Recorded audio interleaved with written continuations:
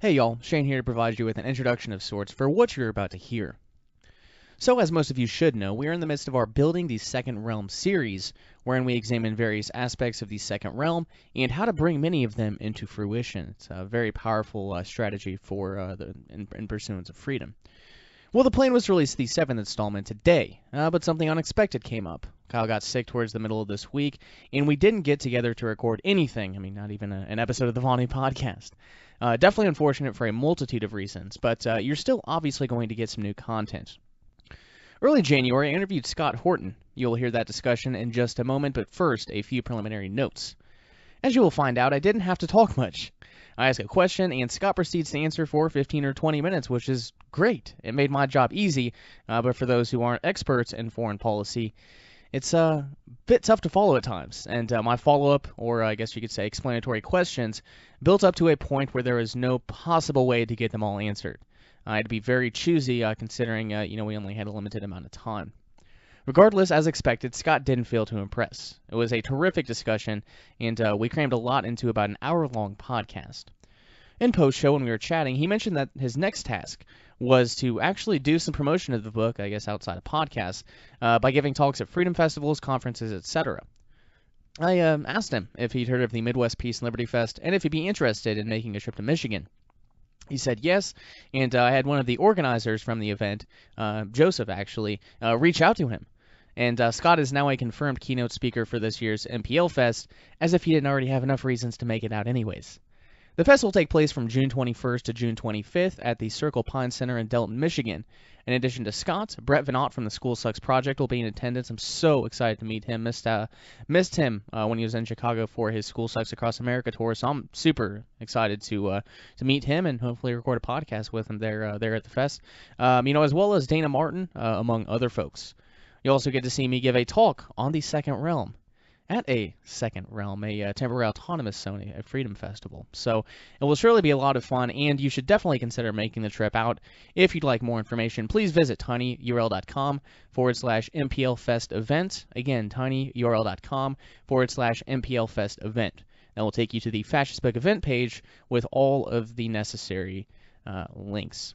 We'll be back next week with the 7th episode in the Building the Second Realm series to talk about Hakeem Bay and temporary autonomous zones. But for now, please enjoy my discussion with Scott Horton. And by the way, war is mass murder. Every day is another one. You live and die in a hopeless world. Let it waste to the innocent with no regret. I'm sick of it.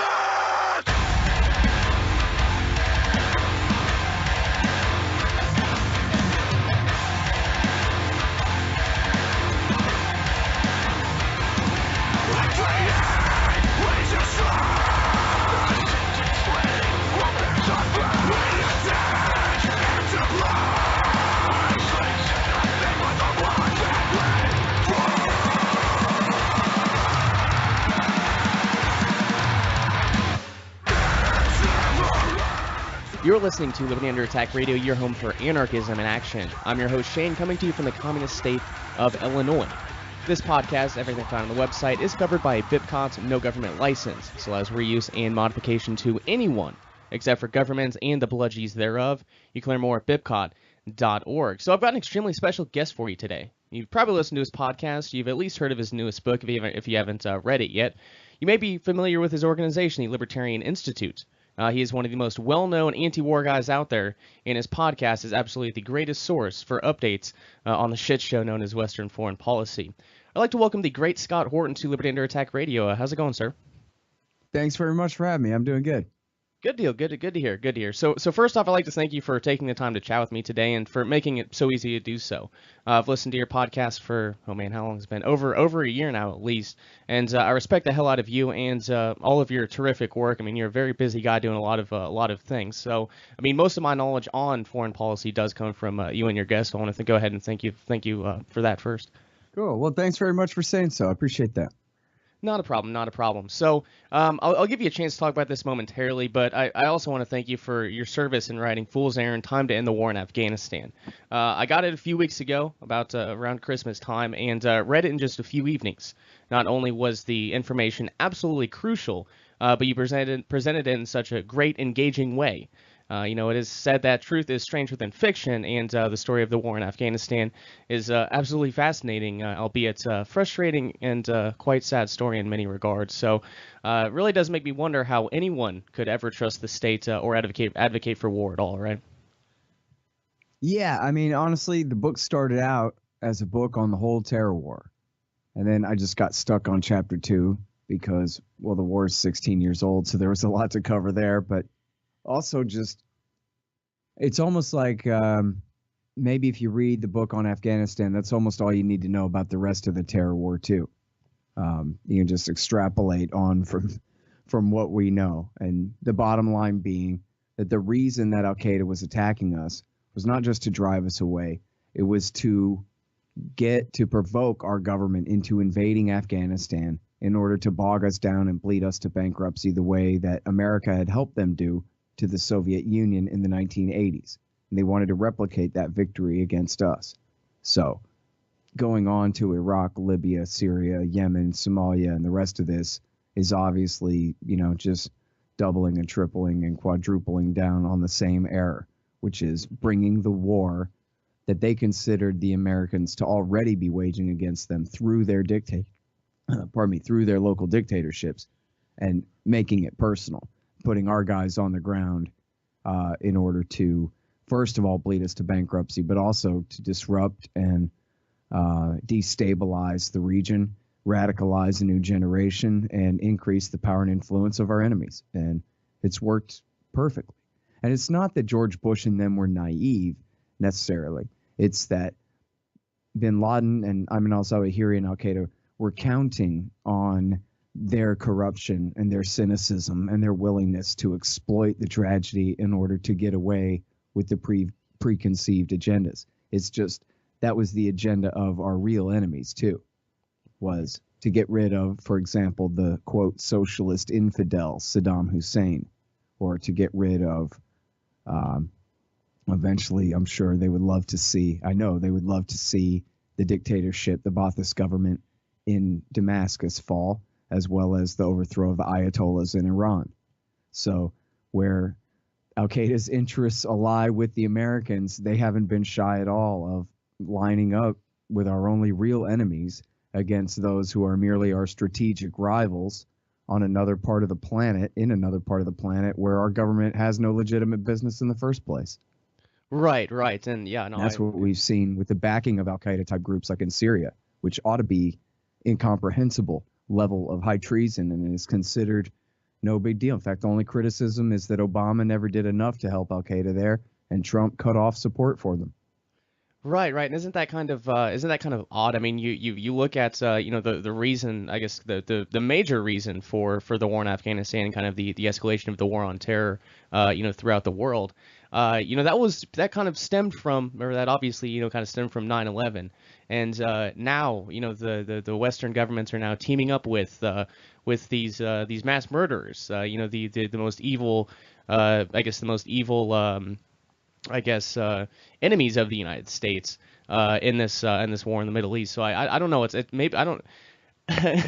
Because when our only actual enemies at all. I mean, that's the whole thing of it, right? If you just take a globe, if you have a map or a globe and you just tick them off, all the powers on Earth are our friends, or at worst our frenemies, our rivals like Russia or China. And I say our very loosely, just speaking in terms of the U.S. empire and all that. But just go down the list. There's no one in Latin America that threatens us. There's no power in Africa that even exists. All of the European states, every single European state is our ally, or, at least de facto, if not an outright member of NATO. And that goes, virtually to Russia's borders, including Ukraine, where they overthrew the government in 2014. Right. So, and then that's it, right? What do we got left? Australia, Vietnam. Well, they were our enemy once, or we were theirs.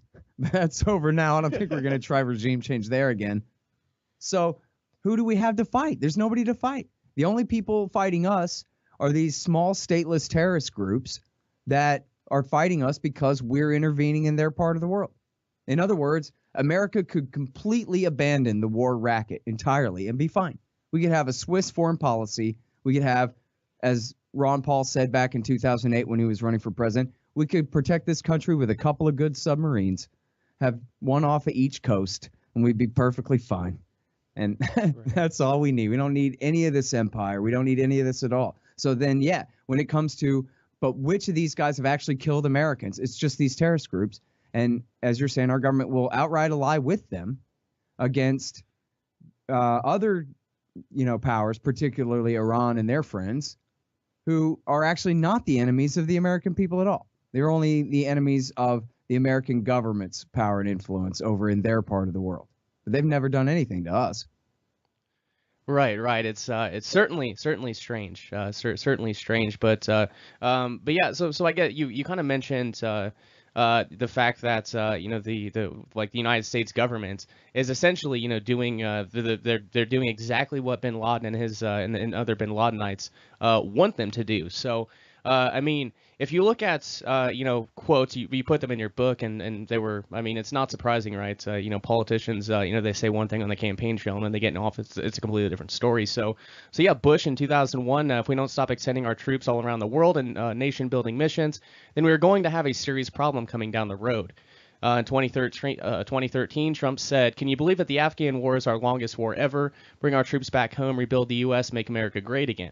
In 2015, Trump said, "We've spent $2 trillion in Iraq, probably $1 trillion in Afghanistan.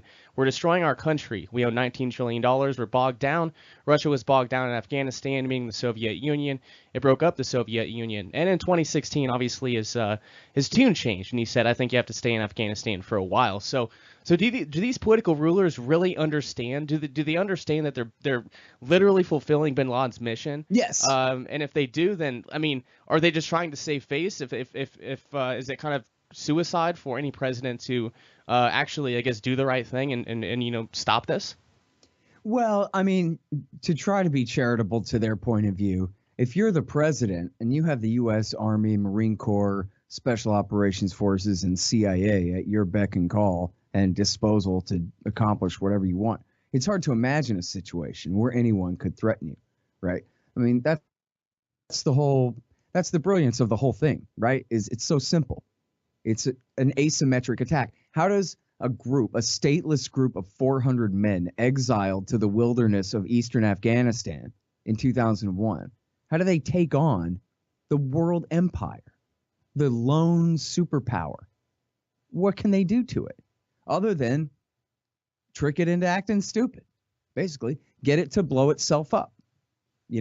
I guess the analogy, if it was the neighborhood, right, would be slap somebody in the face and get him to chase you around the corner where your friends are waiting for him, kind of thing, right? Like that's what they're trying to do. Somebody that a power, the United States of America, that they could never confront head on in any way.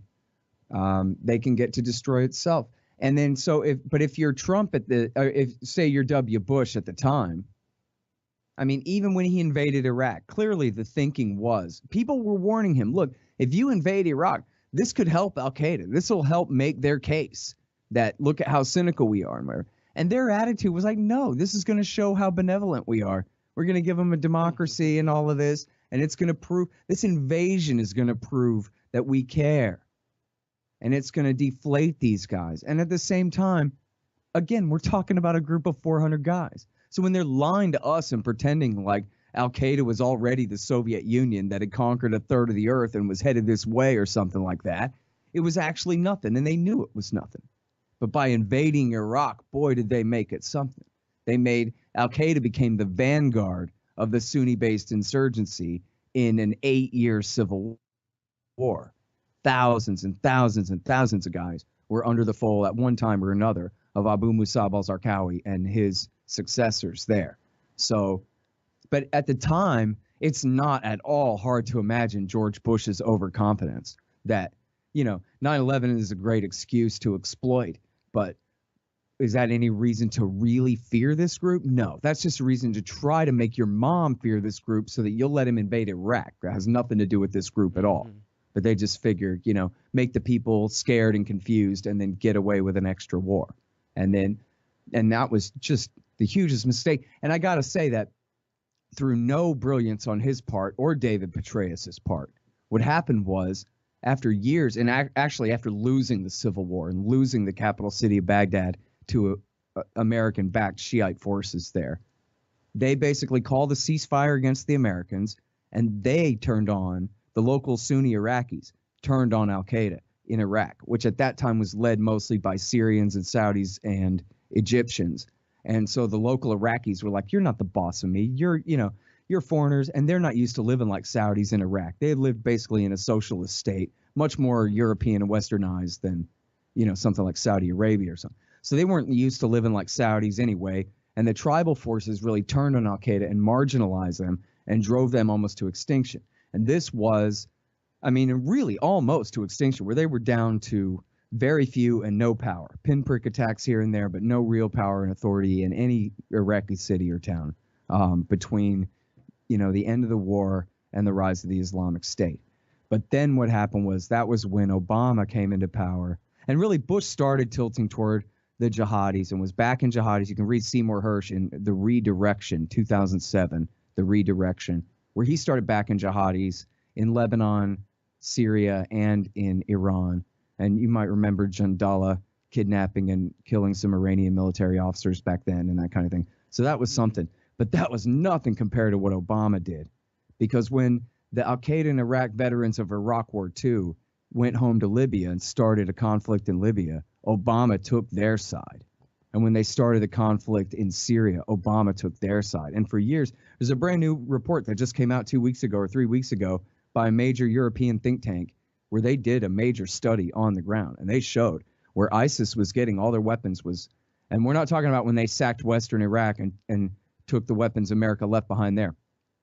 They were getting weapons that America, the CIA, and the Saudis, and the Turks, and Qataris, and Israelis, and whoever were funneling through the so-called moderates in the Syrian civil war. And as me and my guests were saying all along from 2011, 12, 13, 14, the whole time, the moderates are only the Al-Qaeda's name for their gun and money receivers branch. That was it. They send somebody who can speak English to go collect money and guns from the CIA and then come back. And, it's the jihadis who absolutely dominated the rebellion, so-called rebellion in Syria. In Iraq War II, Al-Qaeda and was a really small part of the Sunni insurgency. And as I was saying, the tribal leaders were able to turn on them and virtually eliminate them, no problem. But in the Syrian war, they dominated the insurgency the entire time. And Obama knew it. Hillary Clinton knew it. They're all on the record. They know it. There's a DIA report from August 2012 where they warned that these so-called, moderate groups, whatever, these terrorists, they're already, not only are they carving out a piece of eastern Syria, but they could invade and conquer western Iraq as well. It's wide open to their influence if they wanted to roll in there. And so this is a real danger. That was what it said in the DIA report. And they kept doing it anyway. Again, the only criticism was that they weren't doing it enough. How come you're not helping Al-Qaeda completely overthrow the government in Damascus? You're only just waging kind of this sort of half-assed war against them and not quite getting the job done. That was the entire criticism from McCain and all the hawks. And so that's what led to the rise of the Islamic State in 2014, the Islamic State that only just now has finally been crushed, as America had to turn around and then fight Iraq War III to destroy the Al-Qaeda government that they had really put in charge there.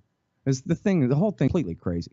If George Bush launched the dumbest war ever, then Barack Obama is the greatest traitor since Benedict Arnold. There's just no way to rationalize what he and the entire government and the entire establishment consensus was with him on it. Don't get me wrong, but what he did was direct aid and comfort to the only real enemies of the American people, and that is those who are sworn loyal to Ayman al-Zawahiri, the leader of Al-Qaeda, the butcher of New York City. And that includes the al-Nusra Front, and at that time, ISIS, before it broke off, before Nusra really broke off from ISIS, and ISIS broke off from Al-Qaeda there in 2013. And it's just treason. There's no other way to call it. Right. Yeah. I certainly agree. It's just as I was saying a moment ago, it's just crazy how how I guess a lot of Americans, the ones that are even aware of it at all, how they attempt to justify that. It's quite discomforting, to say the least. But so with all of these things, I mean, one major thing you'll hear from folks on the right and neocons is that Islam is this really terrible religion. They want to invade the United States instead of Sharia law.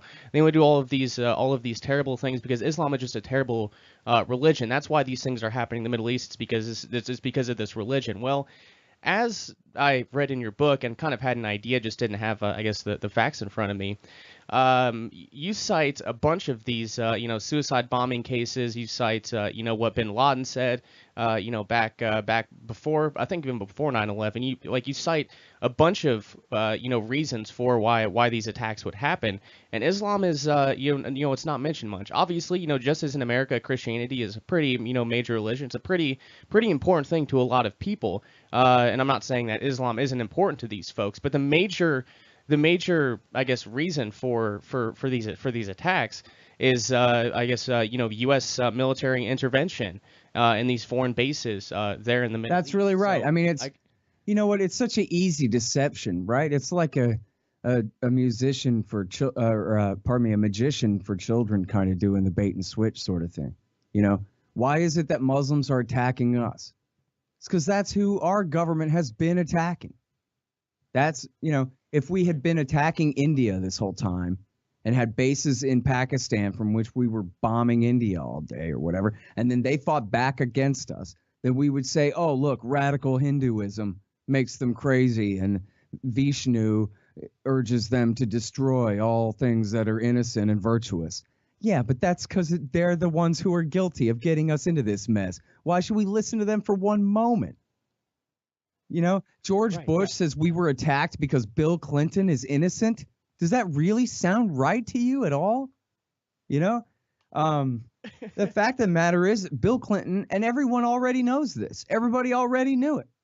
Bill Clinton had a blockade that he inherited from Bush's father and a no-fly zone that he inherited from Bush's father that was ruthlessly slaughtering Iraqis from bases in Saudi Arabia, which is Holy Land, the land of Mecca, Medina, the Holy Land of Islam. So now Texas isn't Holy Land, but try to take Texas from Texans and see how seriously we take it. It's some kind of sacred if it ain't holy. Right. So now imagine if San Antonio was where Jesus had originally been from or whatever. You know what I mean? That's the level of dedication there. So it's not that Islam isn't involved. They're Muslims. Yeah. And it's also, I think, the case that certainly with bin Laden, that he was a religious radical, like a right-wing radical in his religious beliefs and wanted to remake the world in all kinds of ways and whatever. But why was he attacking us? Because he thought that we were in his way. Now, he was no threat to succeed with anything at the time. He needed us to do his dirty work for him, needed America to turn the world upside down for him. And now look, they actually had a bin Ladenite state for 3 years. In fact, this was a big part of the strategy why they attack us, as I say in the book, the far enemy. Why attack America when their enemy is the king of Saudi Arabia, the military dictatorship in Egypt, et cetera, the socialist infidel dictatorship in Iraq? Why attack us? Because their doctrine said that as long as America, the superpower, is the dominant power in the region, we have to get rid of them first. Otherwise, we could never create our own Islamist state, or they'll bomb it off the face of the earth. So first, we got to play a really long game here. We got to bog them down, bleed them to bankruptcy like we did the Soviets. And once they're finally gone, then we can have our caliphate. Now, again, if we had they had no ability to do so. They were 400 men. They never controlled a neighborhood or a county, much less a government anywhere. They were getting paid under the table by Saudi royals, but that doesn't count as, legit state sponsorship. They were nothing. They were nobodies. In fact, as Donald Trump, for a while anyway, liked to put it, they're just losers. They're scum. They're criminals. And they shouldn't be built up like they're the Soviet Union. They should be considered to be the lowest of vermin, mass murderers of innocent people, and treated as such. You throw them on trial, then you throw them in the lowest pit and throw away the key. That's how we do criminals, and treat them like that. And instead, Bush and Obama made all their dreams come true, all their absolutely impossible dreams come true. I mean, literally creating, well, although it did prove their doctrine right when America came and destroyed the Islamic State that they had actually helped to create when they turned around and blew it up 2014 through 17 there. What did they do? They proved Zawahiri right. And what did Zawahiri say? See, you can't create a caliphate. You got to keep attacking the Americans until they finally get out of the way. So, at least now it's sort of within the realm of possibility that they could do that. They could take over Western Iraq again, although it's doubtful they could take over Eastern Syria again without American help. But right. It's the worst kind of self-fulfilling prophecy in that sense, making their impossible dream a reality. Right. And if you listen to neocons and warhawks, especially the Trump cheerleaders with his drone bombings and I guess bombings more generally, you'd think that things are going just splendidly, and that this is what needed to be done. As you said, the only real criticism of previous policy is that they didn't go far enough with it. So you would think that. He's doing more. Things are getting better, right? So could you kind of, I guess, what's going on, 2017 and so far in 2018 with Western foreign policy? How's it kind of developing? Yeah. Well, I mean, just think about how incongruent that is. Yeah, no, everything's going fine. It's great. So how's the terror war in 2018? Huh? We were up against a group of nobodies in 2001. And now we're fighting a terror war in Afghanistan, Pakistan, Yemen, Somalia, Libya, Syria, and Iraq still, and spreading on through Western Africa and down even into Central Africa now. This is insane. How could this possibly be? And, of course, the answer is they're just causing trouble wherever they go. And you take a look at Somalia, where as soon as 9/11 happened, there were like, hey, guess what? There are some Islamists in Somalia. Oh, none of them have any power whatsoever. None of them are a threat even to their next door neighbor, much less anybody else or anyone in our hemisphere. But anyway, so let's go in, sent the CIA in to back the warlords, including the son of Adid, who was the bad guy warlord from Bill Clinton's Black Hawk Down in 1993. CIA shows up, says, hey, Adid's son, you want to work for us? Yeah. They hire him to just cause trouble. He goes around not just killing Islamists, but aggrandizing power for himself and saving up guns and money and causing trouble and carving out territory and picking fights.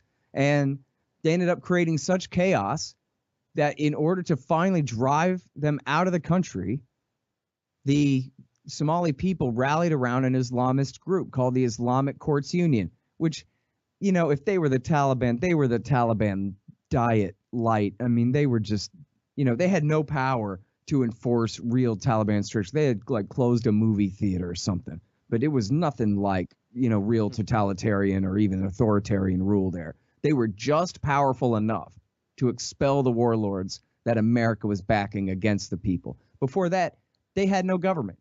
Between, say 1997, I guess, was 1998 was when the last of the warlords basically lost any real territorial monopoly on power there. And they had what was in a de facto sort of sense, an anarcho-capitalist type system, not by doctrine, but just by the fact that no one had the ability to consolidate power over the country.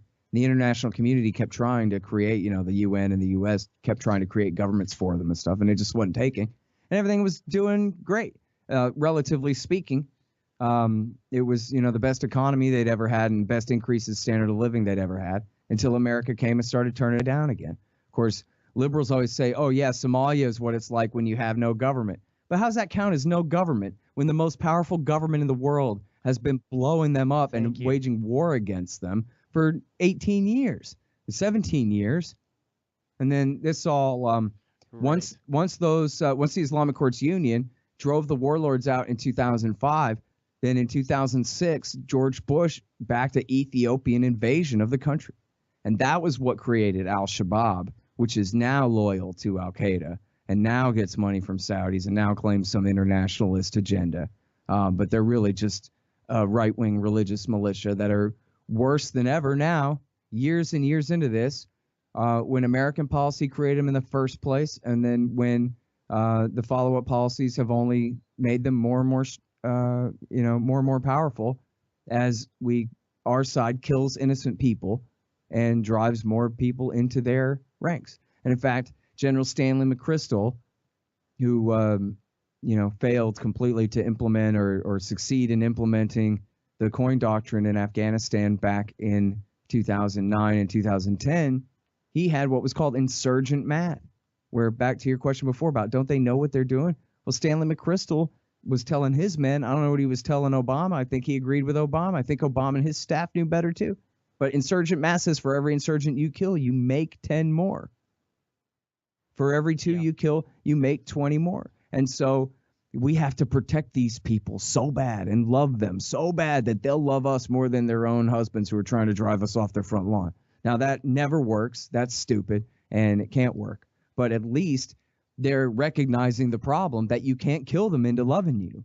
You've got to try to say, whoa, don't shoot. Let's be friends. I'm just here to build a nation for you or whatever. Again, it's nonsensical, but and they had to have that realization that you can't kill people into loving you. But you can't love them into loving you either when you are combat forces occupying their territory. So that's the secondary point. But yeah, I mean, on the simpler point, Mike Flynn, the guy that is in such trouble now and all this nonsense from Donald Trump's era, he was McChrystal's right-hand man, and he said, look, counterinsurgency works, which he was wrong about this, but he was saying at least in counterinsurgency, you flood the terrain with infantry and, hopefully special operations guys and spies who can get good intelligence.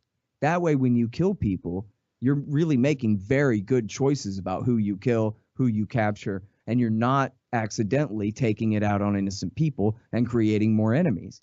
And so, in other words, when you don't have that, which that's nonsense, you can't do that, especially in Afghanistan. This is never going to work anyway. But never mind that. It's still a great admission that what he derided as mere anti-insurgency as opposed to counterinsurgency is counterproductive, that it can't work. That if you don't have good intelligence on the ground, you're just flying drones around and flying Black Hawks around and hell, for that matter, now again, B-52s in the case of Afghanistan, and you're just bombing people. You're killing innocent people and driving more people into the insurgency necessarily. There's no way around it. And you don't hear the army saying, oh, man, in Helmand province, they're real firm believers of Islam there. So that's why we have a real problem in Helmand. They don't think that. They know that the problem in Helmand is this is where these guys are from. And this is where their opium industry is based. And this is et cetera, et cetera. The fact of their Islam is just, that's their identity. That's who they are. They're not Wahhabis, by the way. They're Sunnis of the Hanafi tradition there in the Taliban, but which is pretty right wing and pretty strict. But you don't see the army confused about whether you don't see insurgent math says for every imam you have, you get 10 insurgents. Right? That's not it. It's us killing them that makes more. Right. And when you consider, war being the health of the state, it's kind of, killing one insurgent, brings another 10 into the right. Yeah, war is field, the health of the so to Taliban. speak. Exactly And, right. It's kind of, if war being the health of the state, and as something we'll get into, further, I do think, the Federal Reserve ties into this too, but, constant war. If they just keep killing insurgents, they're always going to have an enemy. There's always going to be a boogeyman for them to toss onto the American citizenry. It's basically perpetual war, and they know it. And what a racket! So, and what's funny about it too is, and you'll find this in all levels of government, where they admit it because they don't really realize it's scandalous, so they just talk about it. I actually have a couple of good quotes here. I won't read them to you, but one's from the Times and one at New York Times and one is Defense News. And it's just Army guys. I don't think special operations. I think in both cases is just regular kind of Army infantry generals. And they're saying, now that we've had kind of a drawdown in Iraq and a drawdown in Afghanistan, certainly from the height of troop numbers there, You know, our Dagger Brigade, we're really looking for ways to stay globally engaged. And so what we've decided we're going to do is we're going to try to find some stuff to do in Africa. And, you know, this is just like what a libertarian would accuse them of, right? Of being a bunch of welfare queens who don't want to have to get a job. And so instead, they come up with make work, making trouble, causing violence in other people's countries. This is not okay. If it was any other government program, we would say, oh, you're looking for ways to stay engaged now that the mission you were given has been canceled, huh? You know, get a job, dude. Change brake pads. Right. Mop floors. Do something you're good at. And, you know, especially the officers, too. This whole thing is a racket for them. It's been a long time since I think anyone has done a real good exposure of these guys' 5-star hotels, the generals and the admirals. They're 5-star hotels and their golf courses worldwide and all their resorts and all this stuff. These guys live like imperial kings. And they're supposed to be our defense force. I mean, the whole thing is completely preposterous. Oh yeah, indeed. But I guess I kind of want to shift to a darker note here, and actually I listened to both of your interviews on Thaddeus Russell's podcast, and they were quite incredible. But there was one quote one thing that you said there that really struck me, and it struck me so much that I decided to make a meme of it, and it really took off, and obviously some people didn't like it, especially, neocons and such, but just for the benefit of the listeners and also so you know what I'm talking about. You said, quote, "A young kid once asked me, man, I don't understand how they could have nuked Japan. They literally dropped atomic bombs on 2 cities. That was a 7-year-old. Then I said, have you ever kicked over an ant pile? That's basically the mindset. That's the ideology or the conception of who the enemy is, that their lives are meaningless. You can kill as many fire ants as you want all day long, and nobody minds." So, I mean, Scott, it's always difficult to see people, especially family members, who are terrific human beings in their personal lives, charitable, kind, loving, etc. But they also simultaneously hold these genocidal positions, such as turn the Middle East into glass, or as one of the comments on this meme, actually, the Japanese should just be grateful we didn't drop more of them. So I don't know. Can you speak to this mindset? I mean, where does this? I mean, I kind of have an idea of where it comes from, but can you speak to this mindset? I guess how this. I mean, how people can hold those two very different positions, so to speak. Yeah, well, you know what it is? It's just a category error, right? Where people think government's violence is tolerable on a level that other violence is not. I mean, that's what governments are, right? Is if we're going to have violence all the time, we'll try to channel it through these institutions, and we'll have the violent people will be our security force to protect us from the other violent people. Or, this kind of something like that is sort of the rationalization. So when it comes to a war, it is completely elementary, but you hear it all the time where people will say, well, yeah, that's why it's called war. People get killed in it and whatever. Like, because it goes without saying, it's not worth considering as a reason not to, even though, yeah, but I know that's why not to, if you could possibly avoid it. And the fact that we call our wars, ours, I say we too much, and language Nazis get all collectivist on me and call me a collectivist. Our government, hell, I forgot my point now. The language Nazis got me.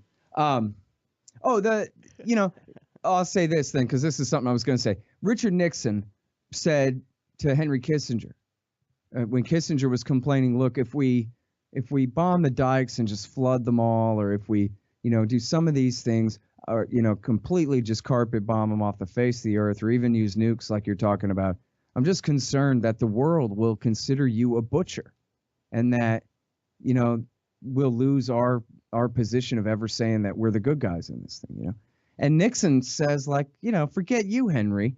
The deal is individual civilian Vietnamese dying in war. That's not my problem. I'm the leader of the state here. And whatever is happening to the civilians in Vietnam, that's their state's problem.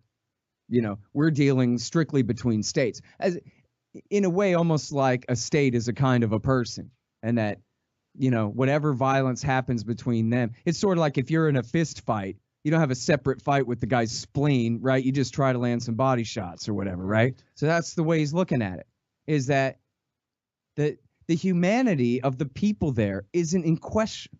And then, of course, to the warmongers, they're the most cynical bastards. So they'll turn right around and say, well, of course we love the Vietnamese. That's the only reason that we're killing 5 million of them is to save them from communism. It's the only reason that we're bombing Laos and Cambodia is because we love these people and we're trying to help them so bad. In fact, I was reading a little bit of Fire and Fury, the book about Trump. And at the part, the guy's got a very conventional point of view, this writer.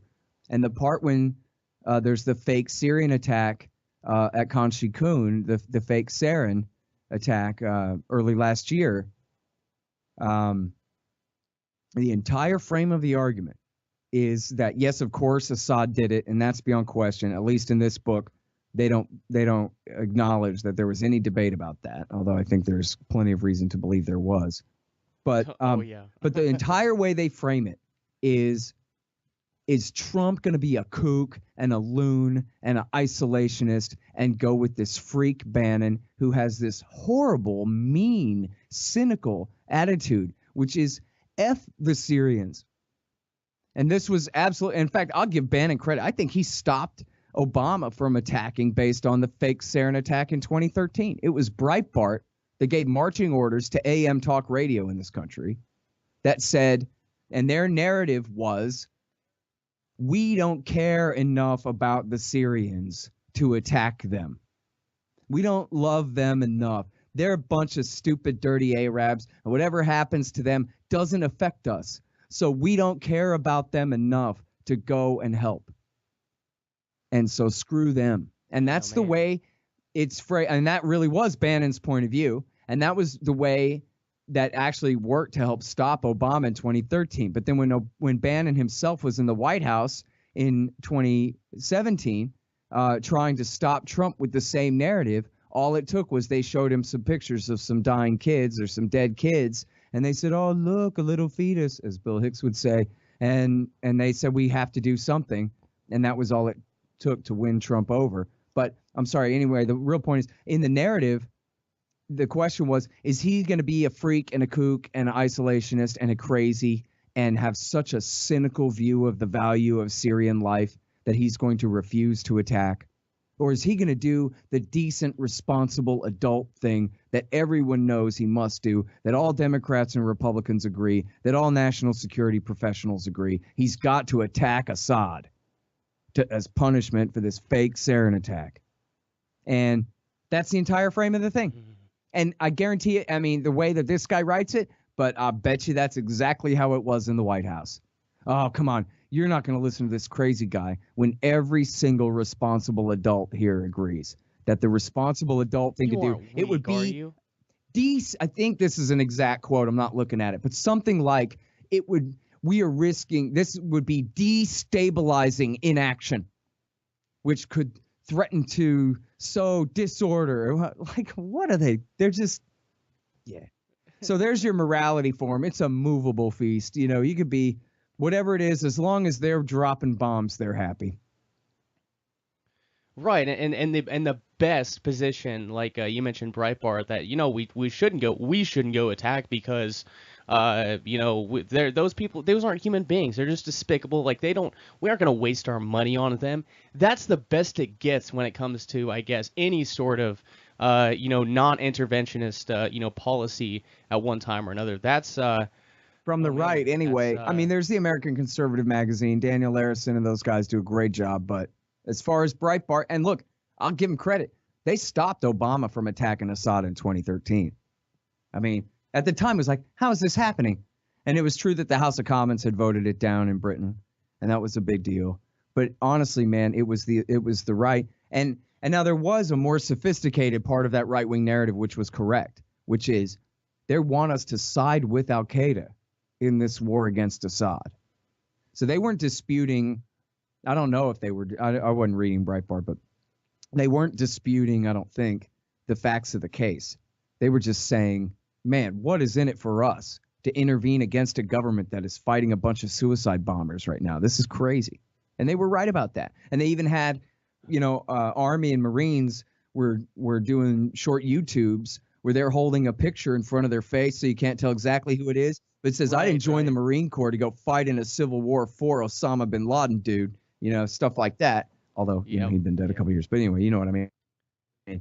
So, that was what really stopped the war. And honestly, I don't think Obama's heart was in it anyway. In fact, that even it was Jeffrey Goldberg in The Atlantic who admitted in Obama's big exit interview that Clapper had come to Obama, the director of national intelligence, and basically said, man, I can't stand by this story, which was really giving him an out. And in fact, the Joint Chiefs of Staff chairman, General Dempsey, had also told the media publicly, well, I don't know why we need to do this now as opposed to some other time, something like that. So they were both basically telling Obama that they weren't really for it and they weren't going to really even back him up if he wanted to do it. So that was, I think, what really, at the end of the day, ended it. But Breitbart, American AM talk radio takes their narrative from Breitbart.com daily. I mean, that's what they do. I don't know about Rush, but the rest of them certainly do. So. Yeah, interesting. But I think we should get to some listener questions here. And not sure if we'll get to all of them, so I do apologize for those who may not get their questions answered. But I'm really curious on this one. I don't hear a lot of discussion on it. I certainly think that, there's some sort of, influence here. But Bronson asks, I'd like to hear Scott talk about the Federal Reserve and its ill effects on U.S. foreign policy. So I guess the question, does the Federal Reserve have any impact on foreign policy? And if so, what is it? Okay, well, here, I'll try to type quiet so that it doesn't sound terrible on the mic here. But I want to recommend, I just need the name of the speech. I gave a little talk on the beach in Santa Monica one time for this group about the boom and the bust cycle. Let me see here. Sorry, it's definitely the best way for me to answer this honestly, if I can find it, because I gave this talk all about the boom and the bust ever since the foundation of the Federal Reserve and how their first big inflationary bubble, of course, was for the First World War, and how then, in fact, Bob Higgs, all hail Bob Higgs on this, in the years between the world wars. In the 20s, first of all, the Great Depression is the Great Depression, but first of all, in the 20s, what happened was it was the Roaring 20s, and it was a big inflationary boom, and there was a lot of real wealth being generated, and there was a lot of increased productivity. So prices didn't really go very high, but they should have fallen much lower. And so that kind of disguised the inflation because price inflation was low, but overall monetary inflation was high. And it was keeping prices artificially high still. It was just you couldn't tell because they weren't really going up. They just weren't falling when they otherwise would have been, right? So seen and unseen thing there. And then the British were having trouble paying for all of their wars. And the head of the American New York branch of the Fed, who was really served as, what we now consider the Fed chairman or whatever, he inflated U.S. dollars in order to prop up the pound and I guess buy British debt with it or whatever it was. And that started in 1927. It was, I forget all their names now. I think it was Montague Norman was the head of the Bank of England, and then it was good old what's-his-name was the head of the New York Fed at the time. I'm sorry, it's been a long time since I've been over this. Anyway, I can picture his face, but I'll have to read Jekyll Island again. Anyway, it's actually Depression, War, and Cold War by Robert Higgs is the real book on this. Anyway, so what happened was that was in 27, and that was the bubble that popped in 29 and led to, the start of Hoover's New Deal, which then led, and I don't know if people know that, most people should know that Hoover was a liberal progressive Republican, and he started the New Deal, which was already ruining things before FDR got there in the name of Hoover's inaction and doubled down and just completely ruined the economy. David Stockman says that by the time Roosevelt was inaugurated in 1933, the Great Depression was over. Not that all the effects of it were gone, but that the clearing of all the bad debts was gone. And they could start over again now. Right. Not necessarily with a new bubble, but fine. But instead, Roosevelt brought in these coups that just drove the economy into the ground and kept it there for decades. You know, I mean, really through at least through the whole 30s, basically.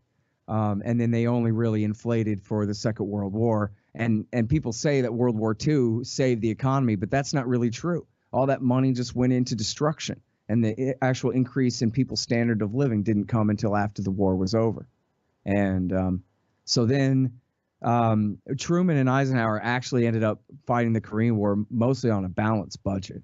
And Eisenhower's a real deficit hawk, and I don't think they really had to inflate much or have a big bubble for the Korean War. But for Vietnam, they sure did. Then it popped in 68. See, you don't have to watch my speech on YouTube that I can't find to tell you. I'm telling you now. So they had a big bubble, and it popped in 68. And that was what led eventually to, well, I guess, you know, Nixon's version of the stimulus and more inflation. He kept fighting the war and eventually had to take us off the gold standard. And then at that point, as every good libertarian knows, that was, you know, the beginning of the first day of the rest of your life kind of thing. And the limit was taken off of how much money the government can inflate and how much debt they can get into and how much war they can wage. So then we had a terrible problem with stagflation in the 1970s, which basically meant all the stimulus and inflationary monetary policy wasn't pushing the economy. It wasn't doing it. It was pushing on a string, as they call it, as bad debts are still being liquidated. And it just drove up really high price inflation. And then that led to the terrible war against price inflation by Paul Volcker when he was brought in the Carter years. It was this more than the hostage crisis in Iran that led to Carter getting thrown out of power. Is that he came in and tried to force the recession that the economy would have created for itself if they'd just taken their hands off and let the market set interest rates and things like that. But instead, he tried to he said America needs a recession big time and forced a bad one. But then what happened was that was really done, and he was out, I think, by 83, and they started inflating again in very early 84, late 83, early 84, and so the inflationary boom was already starting again for Reagan's reelection and the big arms buildup. And so, you know, they didn't have major wars during the Reagan years, but the military spending during that time was, you know, driven by the inflationary bubble that lasted then. Then they had a crash in 87, although I'm not sure if that really brought the whole economy down or that was really just a stock market crash. But they had a separate bubble then in 1990 and 91 where they're generating, you know, new dollars basically in order to make the first Iraq war seem free. And then that bubble popped in 92, which led to George Bush being thrown out and replaced with Bill Clinton. And this is all Greenspan really had come in what, 87 or 88, and all he knew how to do was print money. So then that really drove the bubble economy of the 90s all the way up through 99 and 2000 with the stock market bubble crash there. And it's almost like an analogy to the 20s where I was saying prices should have been falling because of the increases of productivity, so the price inflation was disguised. Well, in the 1990s, when Bill Clinton was bombing Iraq all the time from bases in Saudi and all that kind of thing, and expanding the empire all over the world, what he was doing really was denying the American people our peace dividend, but making it seem like keeping the empire wasn't so expensive after all. And when in fact it was a giant fake bubble economy, and people ended up paying the price. So Bill Clinton had a lot of, you know, smaller military missions, but he didn't have any major wars. But he spent trillions. His government was in charge of spending trillions of dollars on building up the American military power in our big unipolar moment and all of that. And then there's just no question either that, you know, when George Bush Jr. came in, he said over and over again that, look, this is the Clinton recession. And he was right. It was. You know, the bubble had popped while Bill Clinton was still in there. Same thing would happen to Bush, too. And he immediately set about making a bubble. And he had to deal with Greenspan, especially after September 11th happened. It hit the financial district in New York and hit, you know, the airlines, which were major industries. And so it caused a big shock there. And they immediately lowered interest rates to zero. And then not only did they go to war, but they had that bonus war we were talking about, Iraq War II, where they invaded. And if you'll remember, they literally sent rebate checks in the mail to everybody. I think $200 the first time and $300 the second, as though this was all the American people's dividend check from all the great profits we were making from this wonderful war that we'd let them launch. I didn't know that. Yeah, everybody got a gosh. big rebate. And that was the way they made it seem, like, war's good for the economy, as though we were getting something out of attacking this country, unless we is, actual dividend check receivers, holders of Lockheed stock and Raytheon and Northrop Grumman, or check cashers in the Army and the Navy, those officers making a killing. But that doesn't count. So that's how they made the wars seem free and make the wars seem like, and then later you're sitting in the unemployment line, or worse, you're just underemployed with some crappy part-time work you're trying to, hold together, and you can't afford health care for your sick relative. And you're living in that Jimmy Carter malaise of that's your cost of the war. That's your price of overthrowing Iraq, is, sitting around wondering how you can't get a good start. And, if you read a lot of the social science about millennial age people who've come of age during, I was already like 25 or something when George W. Bush started this mess. I guess this affects people, younger than me even more, where, they just look like, they're just living with their parents. They have no good prospects. They got degrees that they never should have invested in. Only a government agency would tell you that, yes, you should borrow tens of thousands of dollars to us to get this degree that no one is hiring whatsoever for. But they do that. Yeah. And then they've seen this boom and the bust. They've seen everybody who thought they were getting ahead get the rug pulled out from under them. So then, I just saw this clip. This was going around on Twitter yesterday about millennials now say they want communism, because all they know is, if this is capitalism, they don't trust it.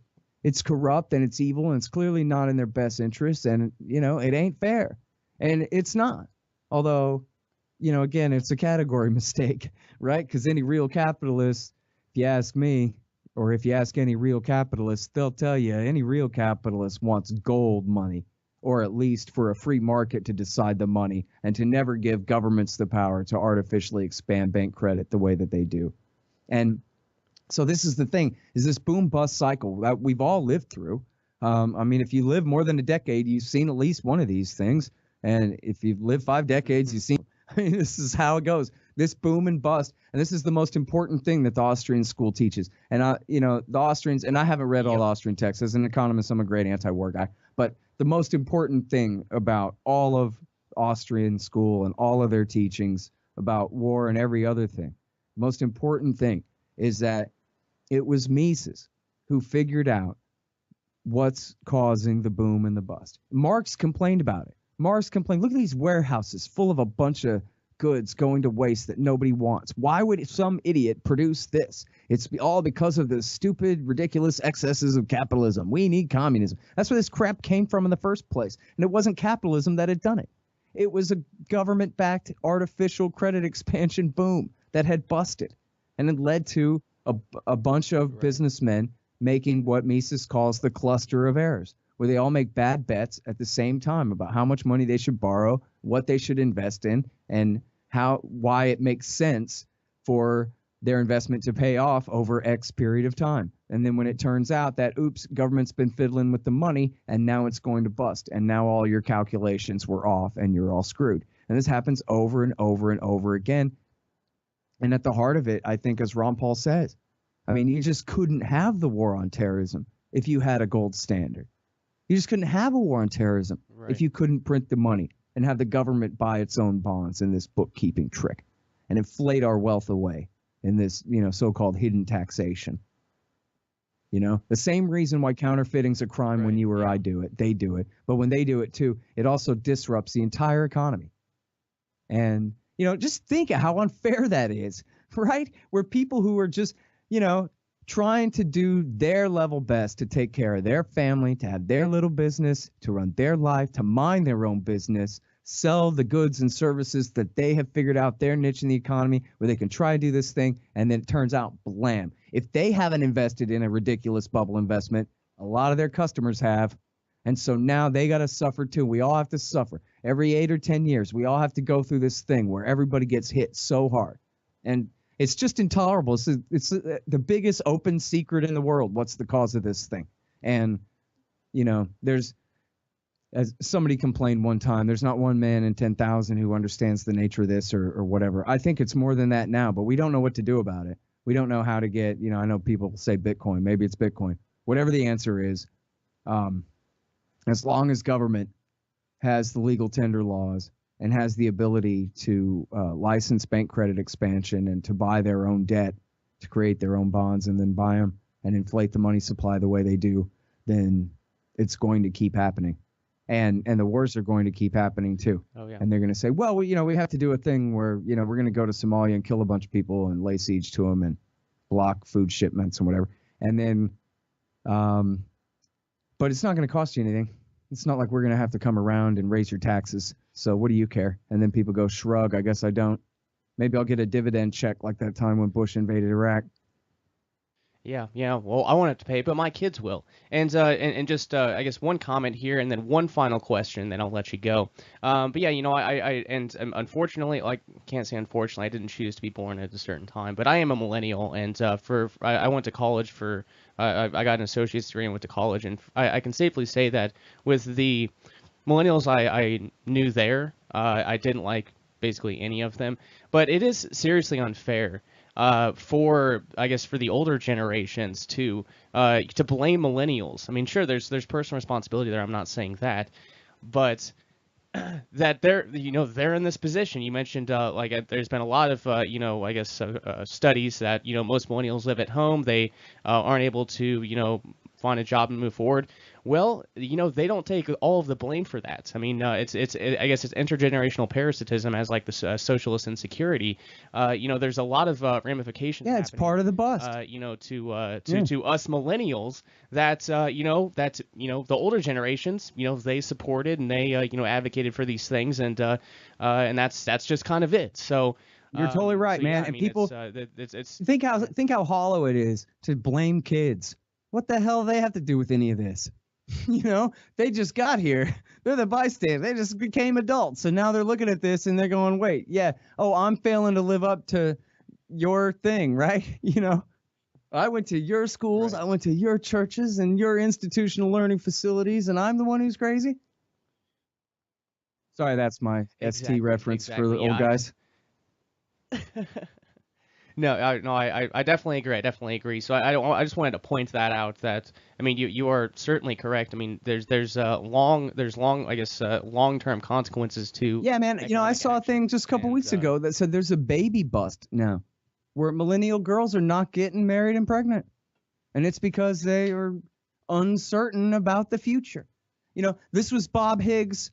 Yeah. This is one of Bob Higgs' great contributions to economic thought, was what he described as regime uncertainty in the New Deal years under Franklin Roosevelt. That not only do they have all these harebrained schemes, but they might change their mind on any given day and implement a completely different harebrained scheme. And what that meant was anybody who had any capital to invest just sat on it because he didn't know what the hell was going to happen to it. So he didn't want to let it out of his sight. And so that just made uncertainty makes people just hold their fire and wait and see instead of taking a risk. And so then when you have this society-wide, and this is something that if you want to read about the Reagan years and that deliberate recession that Volcker caused, there's this book called Secrets of the Temple about that. And it's written by a Washington Post guy, not an Austrian, but still there's a lot of good stuff in there. And one of the things is that at the Federal Reserve, they keep charts of suicides. They keep the rates of divorces, of foster children, of bankrupt businesses, of lives destroyed by them. And they keep it there like, oh, look at how brave we are that we keep all these stats right in our face so that we know what a profound responsibility we bear, that we must do this to these people. No matter how bad it hurts, we have to do what's right by screwing them over, and because otherwise things would be worse. And that's how they justify it. Just like that's how they did the Waffen SS over there in World War II. They go, oh, poor little me, the war crimes I have to commit on behalf of the fatherland. What a burden. But of course, yeah, it's not as bad of a burden as the babies he's killing, right? And it's the same thing here where they go, yep, you know what? That leader of ours, the chairman of the Federal Reserve Board, what a stoic soul that he knows that dudes are blowing their brains out at record numbers right now, but that he's got to stay the course just a little bit longer to see this through. And that's how they are, man. That's a point of pride for them. Yeah. Yeah, that's definitely crazy, definitely crazy. So we are at about an hour. I want to ask you one final question, then I'll let you go. And it's I guess it's more of a I guess something I'm curious about. So Scott, off and on for the past few years, I've been researching Western foreign policy, the various wars, etc. But it's hard. I mean, it really is hard. The state obviously always lies, but it seems to be far more deceptive and dangerous. Obviously dangerous when it comes to war. And it always kills me. I mean, I've heard some of your guests come on and talk about how people with the skyrocketing rates of disease in some of these countries and how they're dying because they don't have water. I mean, these statistics are of those murdered and those sorts of things. I mean, it's terrible. It's terrible. So yeah, it's hard for me to stay on the subject for a really long time. So I guess the question I have for you is, how do you focus on this subject damn near 24/7 and keep your sanity? I don't know how you do it. Well, I don't know, man. I don't really have feelings. Or, not too bad. It's sort of, I guess, like a doctor, right? Like Dr. Hibbert laughing on The Simpsons. Oh, you got the full-blown AIDS. Business is business. It's got to be done. All I got to do is read about it. These people are actually suffering. So what, am I going to sit around whining or something? I don't know. Seems like, I'm going to be mad and fighting about something anyway, man. That's just how I am. So I figure I'll just make sure I have my priorities straight, and I'll try to do the best job I can opposing what I think is the very worst thing, So, yeah, it ain't that bad. And plus, I got great friends and family, and plenty of good times in life and all that. I live in Austin, Texas, man, which might as well be the Shire or something, right? Like there's nothing wrong for 100 miles around me. Not really. So.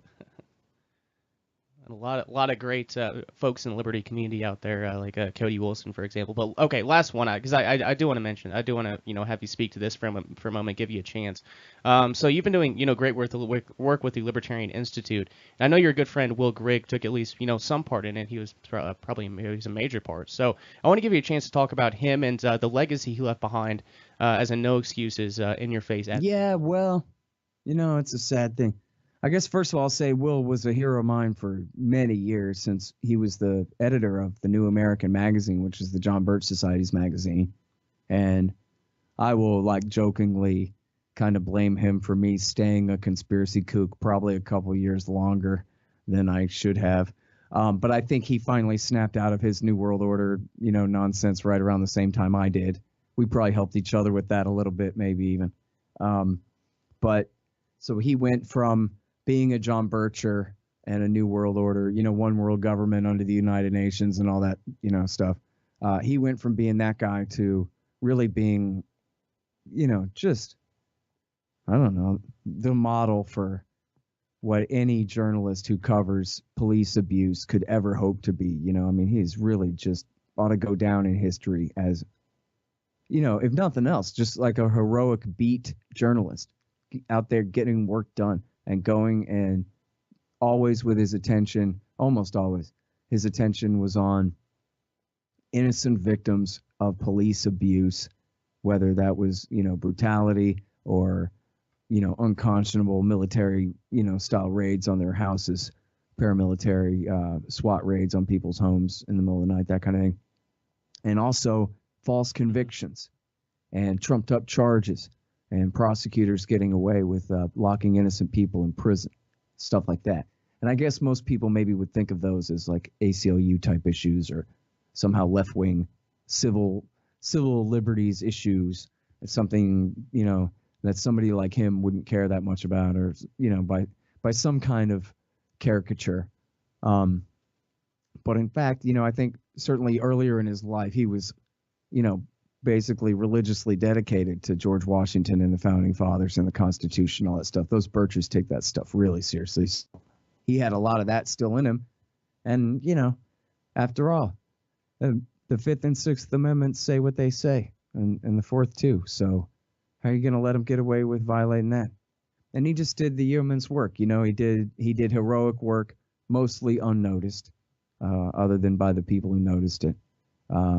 But yeah, he was great. And here's the thing about him too, and I guess I should say this, maybe the most memorable thing or most important thing about him is he was such an eloquent writer and speaker as well.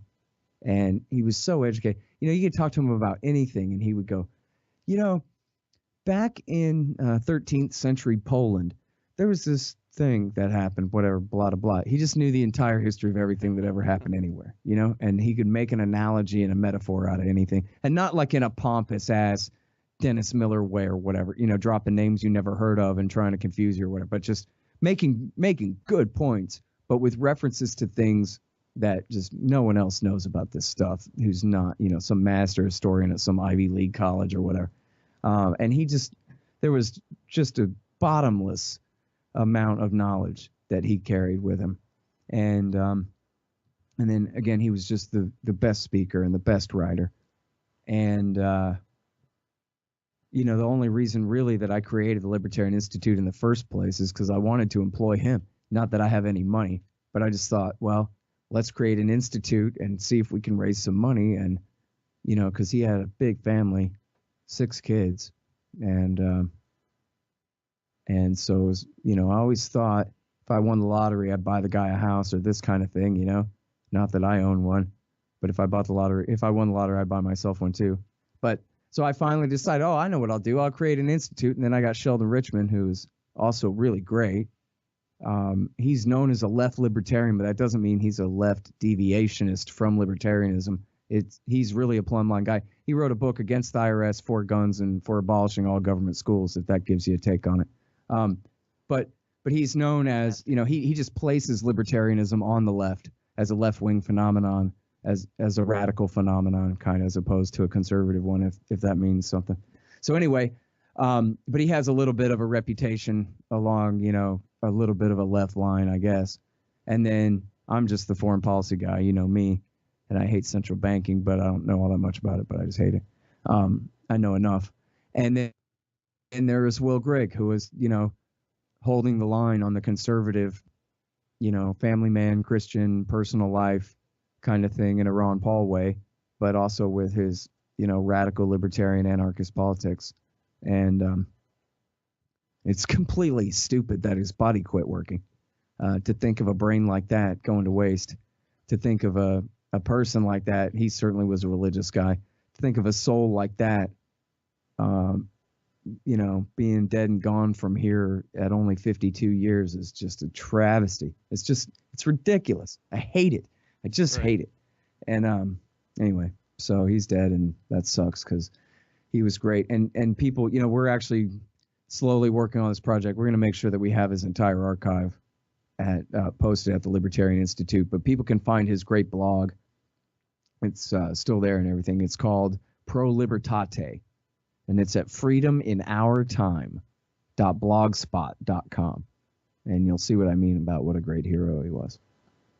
Great. And I'll certainly put a link to that and a link to all of your stuff too in the show notes. But Scott, I just want to thank you so much for taking the time to talk today, and I know my listeners appreciated it. I had a bunch of questions, so I mean, yeah, my listeners are definitely they're definitely interested in hearing from you. So I guess why don't you give one more plug for your work and where people can find your book and Yeah, well, sorry, my answers are always so long, and I cut the questioner's time off to ask more questions, but. Don't apologize. I do go on. I know I do. Sorry. But yeah, so the book is Fool's Errand. If you just go to foolserrand.us, that's easy, foolserrand.us. And I've got all the reviews. Ron Paul likes it, and Daniel Ellsberg likes it, and got some pretty good reviews there, and that link will take you on to Amazon.com for it. From there, foolserrand.us for that, and then I'm the opinion editor at antiwar.com, so all the viewpoints there, I give the thumbs up and the thumbs down on all those. So if you want to know a bunch of good stuff, read that, and also just always read the news and Jason Ditz, especially at antiwar.com. And then at the Libertarian Institute, I've been slacking, but soon it'll be back up and jumping again. And also for libertarian writers out there, if you want to submit, check out just email editor@libertarianinstitute.org, and we'll be happy to take y'all submissions and possibly run your articles there if you're interested in that. And then what am I leaving out? I guess just follow me on Twitter at Scott Horton Show. Your podcast, man. Oh, yeah, the show. 4,500 interviews at scotthorton.org. Kind of forgot about that. Starting right around the time of the fall of Baghdad in 2003 is when the show started, and it's, especially since 2007, it's virtually all anti-war stuff. And then central banking.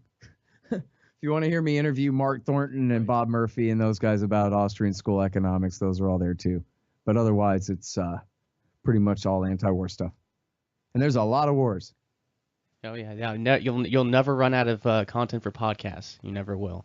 So I guess that's a positive and a negative. Yeah, no, I would rather just work at 7-Eleven, man. Honestly, if you want to call the empire off, I'll take it. Right. Yeah. So very good, Scott. Again, I certainly appreciate it, guys. Make sure to go check out his podcast. Libertarian Institute, all that stuff. Just a terrific anti-war guy. And I mean, dude, there's no better podcast, as Thaddeus Russell said. I mean, if you want to go to a place to learn all about foreign policy, it's the Scott Horton Show. So, Scott, thanks so much, man. Hey, thank you very much for having me, Shane.